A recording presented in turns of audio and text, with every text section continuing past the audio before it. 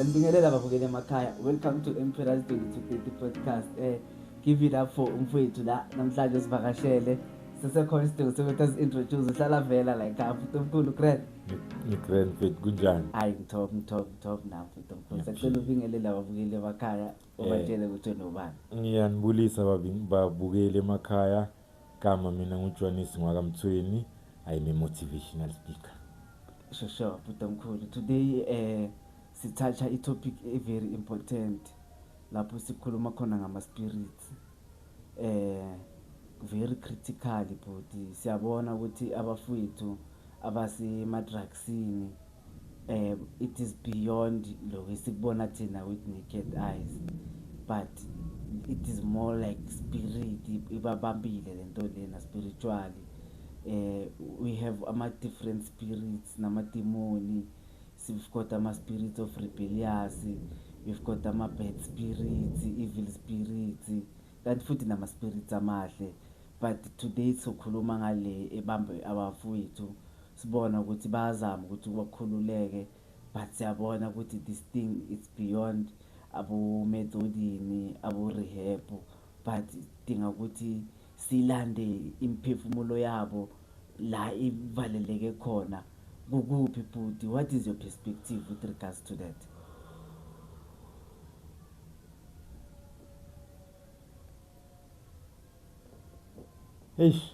Yabo le ndaba le bhuti injalo nje. iBhayibheli lona itself liyasitshela ukuthi we are not fighting against the flesh, yes, but we are fighting against the powers, the rulers and the principalities of this world. Is what we are fighting. And into evane ngizusubhlungu ukuthi thina we are fighting the symptoms. We are not fighting the original challenge or the true challenge, but we are addressing the symptoms. Like you just said it, ukuthi addiction uyayibona ukuthi it goes beyond medication, methadone. They only address isikhumba, they only address ama-pain lawa la we-flesh, but we are not fighting against the flesh la, but the principalities and the rulers of this world. Mangisaseka addiction brawama, I used to feel like umoya wami bawuvalele ngaphakathi kwebhodlela, but I can see umzimba wami lapha ngaphandle mawuyenza zonke lezi zinto zenzayo, but there's nothing I can do. Ngikhumbula ngise-Vlakplaas number 1 i-Alliance, where I felt ukuthi ngathi ngikhululekile, because ngathi nangiceda ukufila kanjalo ngacala ukurasa, so like ngathethisa umfundisi lapho ukuthi why boloku kana ungavula, why boloku ungavula. And ever since that day it's like ngaba free vele, ngaba free, like mangithi free ngaba free, like I'm talking to you manje. I am a free person. I am fully delivered. Yes, I'm fully delivered. I have recognized ukuthi kunento beyila eceleni kwami beyilawula mina engingayiboni, which is a spirit. Yes. Kunento manje as I'm running the program, kunento elawula impilo zabafethu, which is a spirit. And then ispirit sakho masiboshiwe, asiboshelwa ukuthi siyahlala lapha nje kuphela kuphelele ngaso, but kuba nesikhathi ukuthi siyosetshenziswa kuphi to fulfill those desires mhlambe wakaSathane, if I may put it that way. Because as we all know ukuthi uSathane naye is a spirit himself. He cannot do anything by himself. He needs this physical body to be able to execute anything that he wants to do. Just like God. God now himself is a spirit himself. He cannot do anything like on the physical world. That is the reason he also created umuntu, so that umuntu can do izinto la on the physical world that will give glory to God. That is how it is. Mawufunda uGenesis 1 ke silithanda kakhulu iBhayibheli, nami ngithanda kakhulu, but silimoshile ngoba sicala ukulifunda le, silifunde le, angazi esontweni basifundisa ukuthi mangifunda iBhayibheli I must sit down, ngivala amehlo, la ngivule khona shothi umoya ingcwele uthi ngifunde lapho. And mina manje when I look at it, angeke uphase anything ufunda incwadi yakhona namhlanje ufunda le sasifunda le. If you want to understand any book, you start from the beginning and go. And then iBhayibheli live very clear. UGenesis kusekuqaleni is the story of creation, is how everything was created, including umuntu nani. So I cannot want ukuthi ngiyale sengiyokwazi ngabo bani ngingazi ukuthi ba-create kanjani beza kanjani understand what was the purpose nani zonke lento lezo. Thina iBhayibheli lisididile kakhulu because the presentation was not nje up to standard. I cannot namhlanje ngifunda la kusasa ngifunda la and then mina I'll be confused. Namhlanje you see many people bakutshela ukuthi iBhayibheli hlangene liyaziphikisa liyenza in no, it's how when you are reading it uyazihlanganisa, you cannot read lane expect to understand. No, mawufuna ukunderstand you read uyele uchubeke then you'll know, you'll get the story ukuthi kwenzakalani. iBhayibheli are stories. Genesis story se creation, Exodus story sabantwana bakwaIsrayeli baphuma enhluphekweni to the promised land. Kanjalo Bible are stories. First Testament is God in action. First Testament is God asebenza ngomuntu reg. Is God anikeza umuntu umthetho. Is God anikeza umuntu ama terms and conditions. Old Testament le. In New Testament is God in human form. I always tell people ukuthi Jesus Christ was so much of a man that people didn't believe ukuthi he was God or he's God. And he was also so much of God that people didn't believe ukuthi he's a man. Adipapa njengami nawe. uJesu bekadipapa nesinkwa njengami nawe. That leyo nto leyo into enziwa umuntu kuphela. It's only a man odipapa nani into ephila la emhlabeni. Secondly, uJesu bekavusa abantu abaxhwalile, avula abantu amehlo, enza ahamba phezulu kwamanzi. Lezi zinto zenziwa uNkulunkulu kuphela. It's God kuphela. It's God's nature that is able to do lento lezi ezifana nalezo kuphela. So Christ was both a man and God. When as a human being you are both a human being and God. uChrist naturally ngokubuntu uzalwa uMaria noJosepha. Ngokomoya uzalwa uNkulunkulu. uJohnes Mthweni ngokubuntu uzalwa uThandi noApril. Ngokomoya uzalwa uNkulunkulu. The very same spirit le khona kuGenesis 1 le ayenza umhlaba nako konke is the very same spirit le eyenza umuntu. We have never changed. We are one thing, we are one person. Siyo sinto eyi1 sizukulwane zakaAbraham sonke. Asikho lapho ke namhlanje kahle siku 2 Kings chapter 5. Ila ngiyakhona namhlanje ngiyendabeni yami ifundisa ngegreed nje. Mawuhleli lapho phansi ngicela namhlanje uthatha into yakho yakubhala ubhale phansi uthi greed. We know igreed siyibone kakhulu. uJudas Iscariot is very famous eBhayibhelini. Khona inciko yakaJesu uJudas Iscariot wathengisa uJesu. We believe ukuthi he was greedy. But mina ngithena ngithi ngiyibheka angazi ukuthi bekuyigreed or bekuyini, because le muntu beka i-treasure of the organization. Bekaphatha imali yonke ye-organization lo muntu loya. So he sold uJesu for near 30 coins, apart ama account ama millions. I'm sure you can imagine ukuthi Christianity, how much is it worth? Le muntu ama account we Christianity bewahlala kuye. So wathengisa uJesu for mere 30 silver coins. Yes, is greed. Ukunganeliseki la ngaphakathi. That spirit is still active even today. That spirit we see it namhlanje emabandleni, we see it ngaphandle, we see it eParliament, we see it everywhere. So today I'll be talking to business people. Today I'll be talking to pastors. Today I'll be talking to bishops. Today I'll be talking to bonke la ngibona khona igreed. And greed, it only develops where there's money or where there's material things to possess. That is when greed iqala khona. And then igreed ayiqali manje sesibadala, so iqala sasebantwana nabantwana musi. Yes, thenga ama toys wabeke lapha ubavulele uthi gijimane lapha ama toysini. Uzofika aqala lapha ufika wabuthi wonke so bathi wami. That is greed.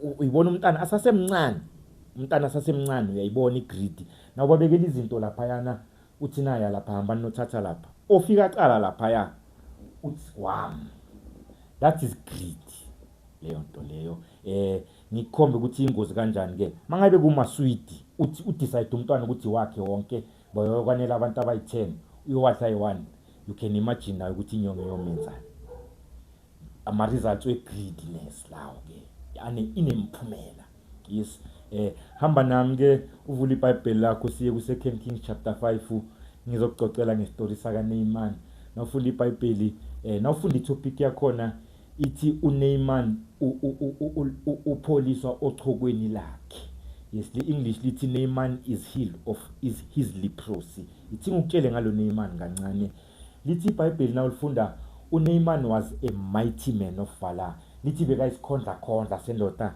ayisidlakela sendoda ayindoda emadodeni nawufunda iBhayibheli nawufunda ngesikhondla sendoda nawuzozisisa ukuthi awukhulumi ngendodanyana kuphela khuluma ngendoda yamampela ithi nayikhuluma kuzwakale lithi bekanjalo uNaaman iBhayibheli aloko anjalo lithi bekanochoko bekaneleprosy bekanesifo seleprosy ngingene kancane kuleprosy ileprosy eBhayibhelini iningi kakhulu ke leprosy baningi uJesu abantu abalaphe kuleprosy nje baningi abantu eBhayibhelini even uJob himself ngathi wagcina phathwe leprosy lithi iBhayibheli umfazi wakhe wagcina umthatha yomlahla lezalini yisa sekahleli lezalini abhiza zikarabha kanje nawazi istory saka Job yakutshela ukuthi uJob besekazikarabha kanje that's how ileprosy bad kanjalo isikhumba lesiya cracker sidabuke sincinci igazi sibe nobovu someke vele ube namascales shoot la uhleli khona nawuzingwaya kanje kuyathintitheka kuyagcwalisa ibisi isikhumba sakho la ileprosy beyibad kanjalo ilathiswa abantu abaneleprosy bebangahlali emakhaya or ngaphakathi kwelokishi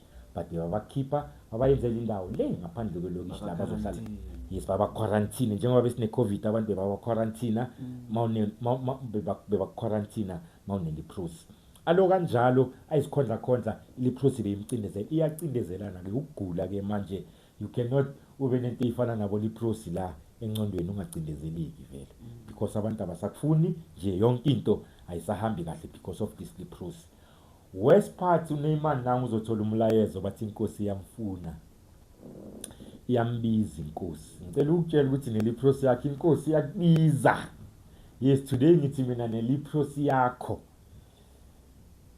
yes ngithi neleprosy yakho iyakubiza inkosi yes mina my only leprosy kwakubhema isinyawupe futhi ngibheme kakhulu ngidle kakhulu yazi yangifikisa nasestradini inkosi yangibiza ngiloko nginjalo ngiloko ngineleprosy I responded to the call of God namhlanje I am doing what I'm doing because I responded with my leprosy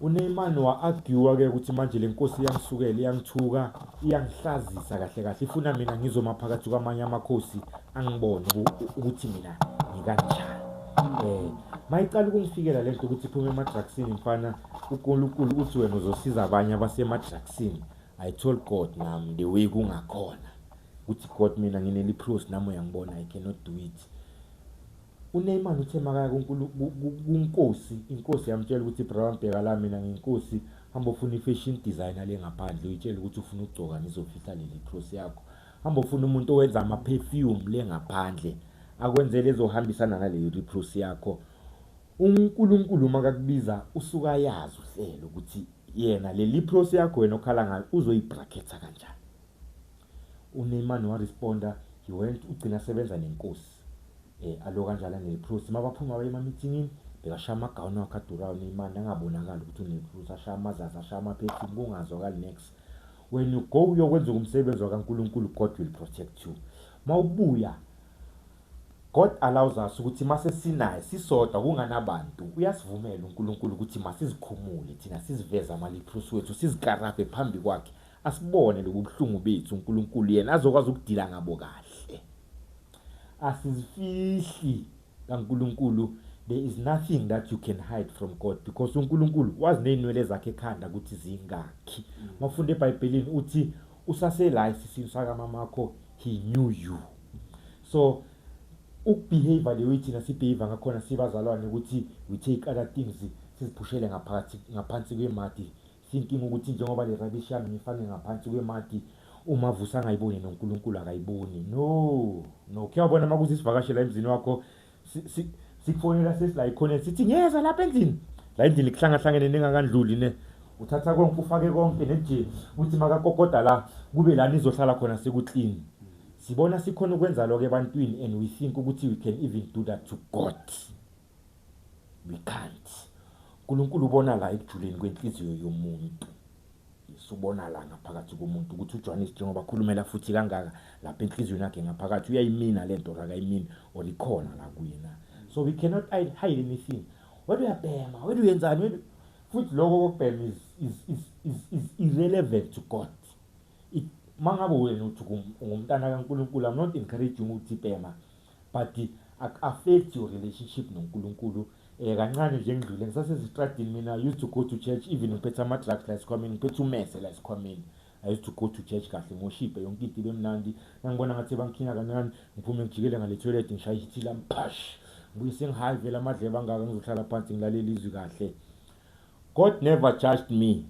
Yangizwa ne? God never judged me. Ngikhonzile lapho kwaze kwafika ukuthi sebayangirecognize anyana ukuthi hey nayi le hobo la esontweni ngathi lizimisele liyeza. Baze baqala nokungithengela impahla bangipha neposition lapha eminyango ukuthi uzoyamukela abantu nabeza la esontweni wena. Sengisikuni but ama-drugs wamaloka la esikhwameni. Yes, ama-drugs wamaloka la esikhwameni. I started mina coming to God, ama-drugs wamahlala la esikhwameni, umese wami uhlala la esikhwameni. But the more ngihamba noNkulunkulu wangitshela ukuthi mina will protect you mfana umese lo lahlela le mfana mina I will protect you na kanjani. Yes, manje God has told me ukuthi mfana phela ngikile unyawo uphi mina ngizokudaka. There is nothing edakana njengoNkulunkulu njengomoya oyingcwele. When you know your Bible ngelanga lePentecost when the Holy Spirit fell down yakutshela iBhayibheli ukuthi badakwa da.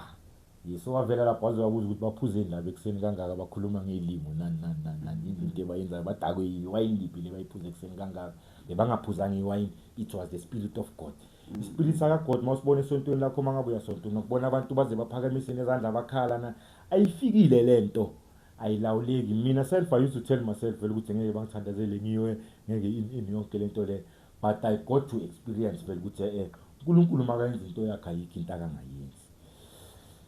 uNeyman bathe mabahamba manje mangabe uyayazi iSyria, it was one of the biggest empires, it was one of the most powerful empires ekhayarula umhlaba ngale ngesikhathi seOld Testament. Bekayikhomanda uNeyman uye bekaphethe lama chief lawo bewarula umhlaba ane leprosy. So with your leprosy you can rule the world. Ne leprosy yakho, yes, maybe ngisusu leprosy nokubhema kwakho nokudaka kwakho nokufeba kwakho nokutshontsha kwakho nokwenza kwenzani. Believe me, mawungasondela kuNkulunkulu njengoba kubiza kanje, you can rule the world. uNeyman nangwakwenza is a practical example.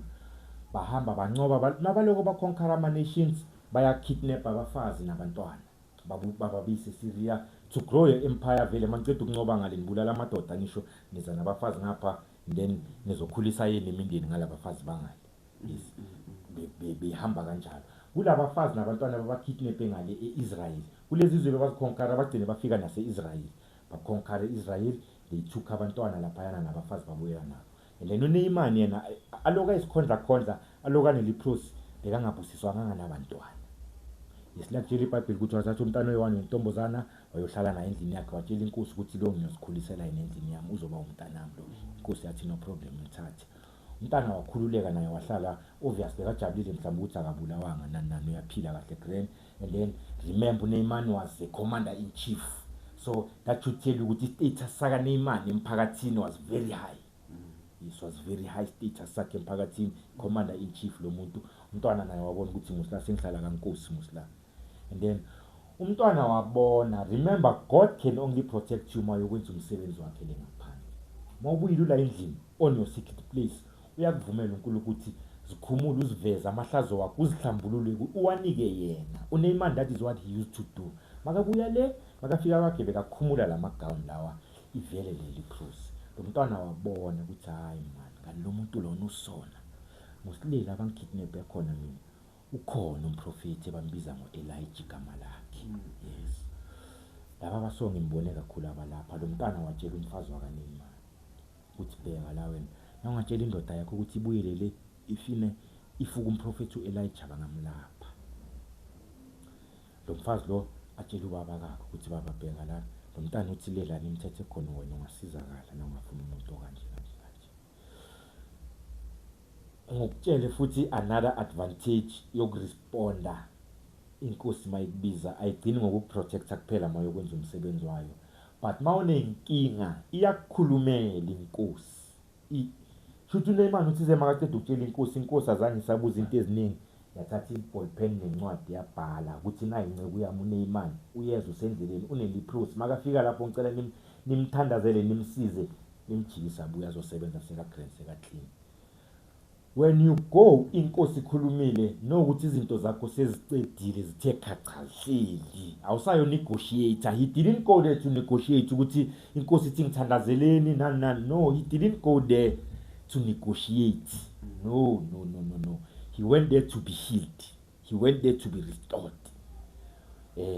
To confirm even ukuthi inkosi iyayithemba lento eshoyo, iziyamnika namagolide nani. Ukuthi na uqeda ukuba grand bra wami unikele out izinto lezi. Thina God speaks empilweni zethu and we doubt, and sometimes God even gives nokuthi ubonge la uyakhona. Yezone we still doubt. Still uNeymar bamnikile nokuthi mawuceda shuthi akakhanyelwa ukuthi kahle la sengiyophola musi mina sengihambela into ukumikisa lezi zinto zalomuntu kuphela kahle. He went, fika le incwadi sehambile, incwadi ifikele enkosini yangakake manje. Inkosi nayifunda incwadi yamtshela ukuthi uthandazele lo muntu oza lapho nangu yangena umuntu. Inkosi because yona doesn't have the power yokuthi ngamthandazela, yabona yafila ngathi yadelelwa inkosi yaseSyria, because inkosi yaseSyria inamandla plus icede ukuba ncoba ngisho manje yaba kidnapela abafazi ayenzani. Ubona ngathi le nkosi isafaka ipelepele phezulu kwalesilonda lesicede ukusiyenza manje, njengoba izongitshela ukuthi ngithandazele lo muntu. Idabulele inkosi ezesayini yokukwata. Izinkosi kudala amazikwatile besima publicly zidabula impala zithi dlala. And then once inkosi yanga acta kanjalo, obviously indawo izoduma ikasi lonke. Yes, njengoba sihlala la ikasi kanje nabangathi inkosi nayo lapho uzibani uthethe igawuni yakhe wayidabula, vele indaba yogijima igcwala ikasi lonke. Yagcina indaba ifike indaba endlebeni zakamprofethi uElijah. Umprofethi uElijah wabuza ukuthi ani inkosi yami ikwatisa yini ze izidabulele kanje, yini inkinga yayo kanti. Bayitshela ukuthi inkosi ithola umlayezo ukuthi kunomuntu kumele athandazelwe la, inkosi yona ayinawo lawo mandla. Wathi ayitshele inkosi ingawari, ayilethe lo muntu kimi ngidila ngalo muntu mina shabi into no stress. Yes, umuntu nakafika vele somari uyatshela ukuthi hayi dlule yawe ngale kaElijah wena yoba grand. Usase nale expectation, the wrong part ayidlalile lo baba lo. kaNkulunkulu we don't expect things to go ngendlela yethu. When you kaNkulunkulu akunanjwayelo, akunakuthi njengoba bengila esontweni last week uNkulunkulu izinto zakhe uziyenze kanje, service ihambe kanje na next week izohamba kanjalo. No, not kaNkulunkulu. kaNkulunkulu is always new. Intentsha kaNkulunkulu, uNkulunkulu uhlala enza into engakazi ubone umuntu every day empilweni yomuntu kaNkulunkulu. uNeymar went there nama traditions wakhe neinkolelo zakhe zokuthi mele asizakala uprofethi makaphumile amthandazelile, and then uprofethi azanga aphuma ayomthandazela wavele wathumela inceke ukuthi mtshele ukuthi le ezweni lakhe kibo there are better rivers than la. Angavela angene le azidiphe 7 times. Mina the instruction engimupha yona as a prophet, akangene eJordan River 7 times. Makaphuma kwe7 uzosibona isikhumba sakhe sizobe sisihle kanje. He failed to follow the instruction. Yes, as we do thina abantu. Makhuluma uprofeti noma ngakhuluma umfundisi noma ngakhuluma ubani, more especially nabangathi nikela nje. Yes, manje mangathi nikela manje na iMP Rise ithi nikela fakanyana okuncane ukuthi umsebenzi lo uhambe. Yes, your mind izokutshela ukuthi and then uhleli lapho uyazazi ukuthi there is something that you want from God and ufuna ukuthi uNkulunkulu akwenzele yona, and then uyakutshela uNkulunkulu ukuthi before akwenzela yona wena this is what you need to do, and then bese thina siyarizina ke, ngeke ngithathe imali yami nginikele abafana laba, ngeke ngithathe into zami mina ngenze kanje, and then bese thina izinto aziyenzakala azange kwenzakala uNeymar the way be expecting ngakhona wangala siyangalile siningi ngikhuluma sobaningi abantu abamngalela uNkulunkulu because things didn't go ngendlela be expecting ngayo bese bayangala bahlala phansi Neymar wangala he decided to go back ukuthi ayojike wangala vele and then inceku yakhe la endleleni trust the person omkhethile wena wathi uzoba inceku yakho umbeke la inceku yakhe la endleleni iyamtshela ukuthi mara Nkosi yami mina ngibona ngathi uyaflopa brawa yes uthi singasuka le sihamba idistance engaka sizelana sifike la bese sijike ungakalandeli instruction eshiwo yilo muntu hayi mina ngibona ngathi brawa ngiyilahla yabo plus number 2 wofuna ukuphola yes ufuna ukuphola uwe le awuthi khulume kuphela mara okumela phola ufuna ukuphola uwe brawa and then you've got nothing to lose noma ungangena lapha yana okuwes umntana kaNkuluNkulu lo muntu okutshela lento le akazikhulumeli yena kodwa uNkulunkulu okhuluma ngalomuntu so ngaphezulu kwako konke mina nguwe bengizongena noma ngayenzakalanga next bekuzovele kufanele ngoba ngeke uluse next ngokuthi inceku yakhe isho kanjalo kuye he decided ukuthi ayongena eJordan River and then lithi iBhayibheli makaphuma kwe7 isikhumba sakhe bese sisihle ngathi somntwana he remembered ukuthi inkosi yakhe imnikeze amagolide nanani to give le wajika wathi yogiva uProfeti Elijah wathi no mina brawa ngisharp ngalento zakho hamotshela inkosi yakho ukuthi angicre the prophet Elijah had i7th yakhe ngithize mina ngizofundisa ngegreed yes ngithize ngifundisa about the spirit of greed esisibona namhlanje esiyenza abantu ukuthi bagcine ba decide ukuhlala phansi umuntu wathi angisayisontweni because umfundisi uhlala khuluma ngemali sanganikela umfundisi uyakwata yes that is the spirit of greed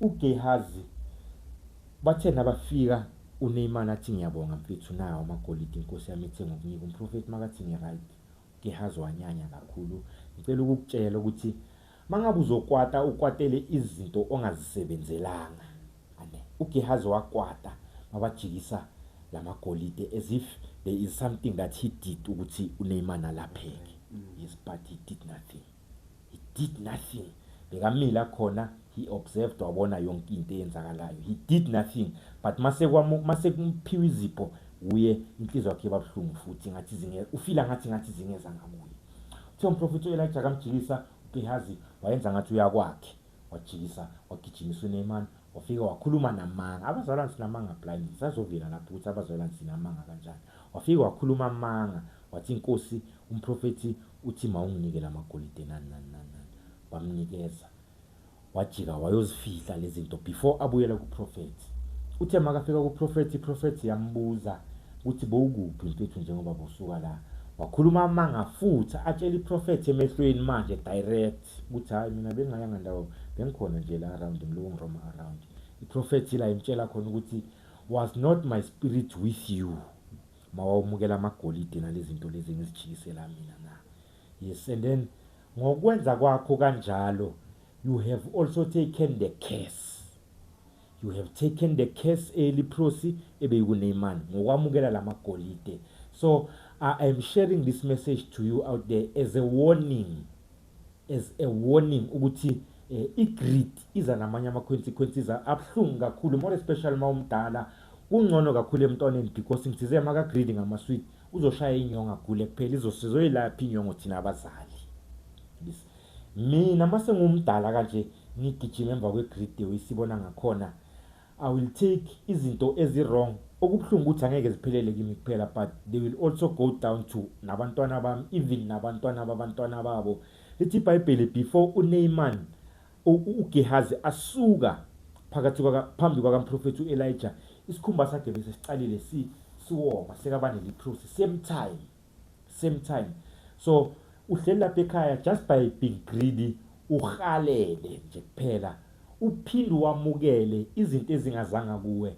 no ukuthi la wamukela khona mangabe kunentembi ebeyihamba nalezi zinto uyathatha konke ingakho iBhayibheli lisifundisa ukuthi ungahaleli kokamakhelane kwakho ngoba wazi ukuthi ukuthola kanjani mawuhalela imoto yami ngoba nginemoto mangabe ngiyithole ngokuthi ngiyabulala abantu kusho ukuthi uhalela nalokubulala abantu uthatha konke nalokubulala abantu manje sifundisa ukuthi ungahaleli into yomuntu mawuhalela lokho kuhle naloko kubi engikwenzayo ukuthi ngithole lokho kuhle uhalela konke yes So you don't know ukuthi namhlanje ngibona ngihleli la namhlanje I'm sharing this message ngidlulephi ukuthi ngize ngifike la le message. Ungahaleli ukuthi uhlale la uthole so uyenza the same thing ungazi ukuthi mina ngidlulephi. Mina ngihleli la today because ngibuye inyawupeni 18 years, ngibuye estradini 10 years, ngicabene nefamily yami. A lot has happened before ngizoba la. Umunye uzothi nakahleli lapha ekhaya afisa ukuthi nami ngathi ngaba ku podcast nani. You must know ukuthi mawuhalele okuhle umuntu akwenzayo akuhambi kodwa. Imina ayihambi yodwa, ihamba nobusuku. Ukubanda akuhambi kodwa kuhamba nokushisa. Ubumnyama akuhambi kodwa kuhamba nokukhanya. So namhlanje ngithi ngicela ukuthi before ulala or nangabe noma yini mawuzobona lo mlayezo yeSecret, ngiyacela ukuthi uyithathe. Siyanikezela konke kuNkulunkulu bese thina sibantu siyazitshintsha ukwenza kwethu. Hayi ukuthi masiceda ukunikezela kuNkulunkulu we still continue doing the very same thing. No, mina mangiceda ukuthi uNkulunkulu uthatha, mina ngiyazitshintsha ukwenza kwami. Mina hleli lapha ekhaya size mina nguJonis ngwakamthweni ngicela ukuyivala qra wami. I believe asigcinanga namhlanje. Yes, I believe asigcinanga namhlanje. For sure, but ubukele emakhaya nani nazwela deep kodwa mina into engayisho kubazali babantwana engasho ukuthi babambujwe yilesifo ubhuti akhuluma ngaso ngePros ukuthi aningaba give upili, aningabangalili, abazenzi balaba khona kanti futhi through leyo experience lo mntwana ayihambayo manje uNkulunkulu angamsebenzisa ukuthi achinche izimo zabanye njengobhuti lana uke wabambeka wabopheka na isikhathi eside, but nako la khona namhlanje utshintsha impilo zabaningi usaqhubeka njalo ngomsebenzi kaNkulunkulu. So singaba give up instead asiba support to ababathengisela because of greed, khalila imali, khalila ukuba right. Abanye bafundile but no lekha amathuba omsebenzi country bagcina sebathengisela abantu babulala isizwe because of greed. Abagade ke bangakuthatha ama-case walabantu laba abababulalayo or ababambezela impilo zabo. Topic isaqhubeka but badingeka umthandazo kwe-substance abuse. Yes, we cannot fight the principalities and the rulers of this world ngokuhlangana kuphela ngokudla umdoko kuphela, but we need to pray kakhulu nje. Yes, laphayana that's the first thing we do each and every day, but we need to pray nje. We really need ukuthi sibambane and announce kuNkulunkulu thina sisodwa ukuthi uNkulunkulu thina sisodwa sihlulekile, and then manje siyabiza wena. Yes, mina personally I have seen amandla kaNkulunkulu in my own life. I have seen the true power kaNkulunkulu in my own life. Indaba yokuthi uNkulunkulu uyayitshintsha impilo yomuntu angizwa ngobethi. Yes, ngiyibona in my own life. When nje even the fact ukuthi ngihleli la I'm sharing le thing ngisherayo, mina to me is a testimony ukuthi uNkulunkulu khona uyaphila vele, because when I look at my life 5 years back ukuthi bengikuphi bengjani, and when I look at my life today ukuthi ngikuphi kunjani, and then when I look ukuthi ngenzeni mina la in between ukuthi kube so ngibe la ngikhona, I see ukuthi mina I did nothing. Yes, I see ukuthi mina I absolutely did nothing. Mina I just take my life ngathi uNkulunkulu mina I've tried for 18 years ukuthi ngibe nama drugs mina ngiwani, and then I fail. Yes, manje I made a promise noNkulunkulu ukuthi mina uNkulunkulu if mina ungangisiza mina make sure ukuthi ngizobasiza nabanye vele.